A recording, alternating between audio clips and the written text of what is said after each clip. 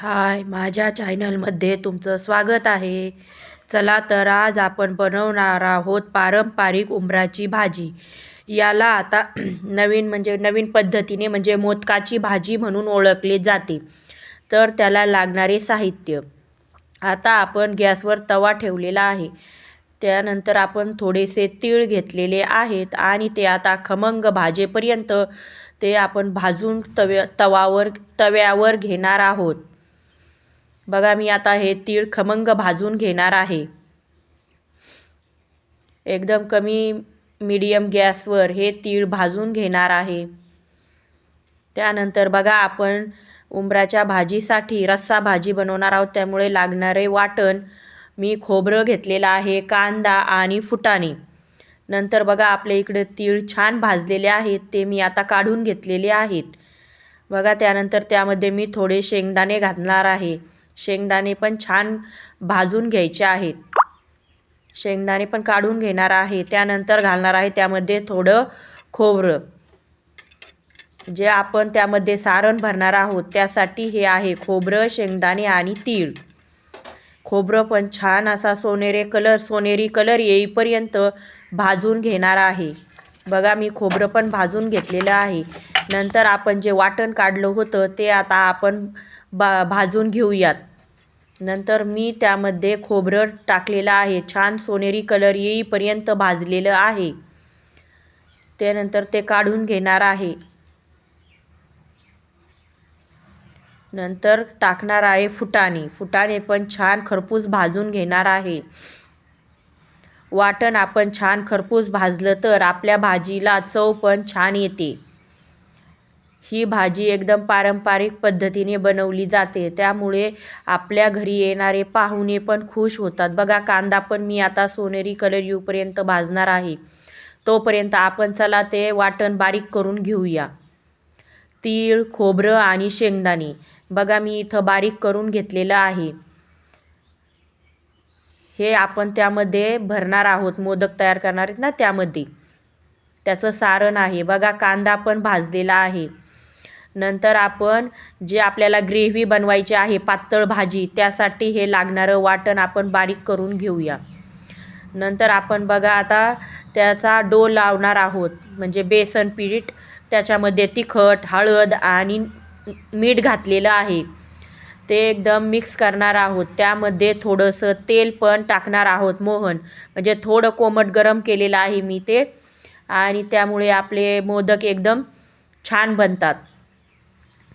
ते बघा, आता थोडं पाणी घेऊन मी त्याचा एकदम घट्टसर गोळा तयार करणार आहे. पातळ करायचा नाही, नाहीतर आपले मोदक तयार होणार नाहीत. एकदम घट्ट गोळा तयार करावा लागतो. ते बघा, मी कसा घट्ट गोळा तयार केलेला आहे.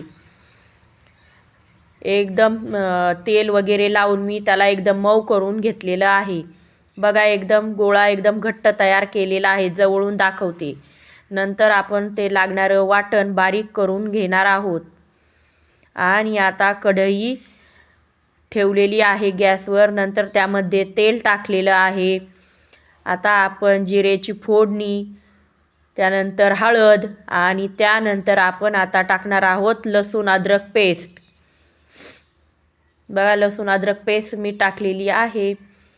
त्यानंतर आपल्या घरात उपलब्ध असणारा मसाला, नंतर मीठ, स्वादानुसार मीठ टाकलेलं आहे. नंतर जे वाटण बारीक करून घेतलेलं आहे ते छान खमंग भाजून घेतलेलं आहे मी.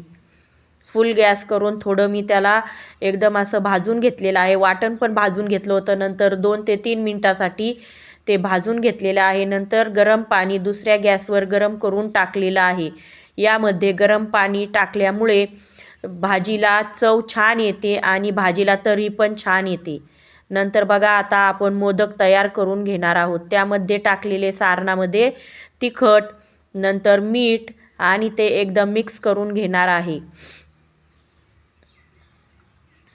बघा मैत्रिणींनो, मी ते आता मिक्स केलेलं आहे. नंतर आता आपण मोदक तयार करणार आहोत. त्यासाठी आता हाताला ते पीठ चिपकू नये म्हणून मी थोडंसं तेल घेतलेलं आहे आणि हाताला थोडं तेल लावून आता मोदक तयार करणार आहे. याला आत्ता म्हणजे सध्या मोदकाची भाजी म्हणून ओळखले जाते, पण ही पारंपरिक उंबराची भाजी आहे.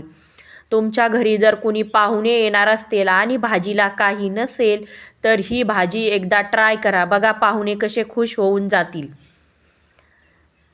बघा आता मी कसे मोदक बनवते.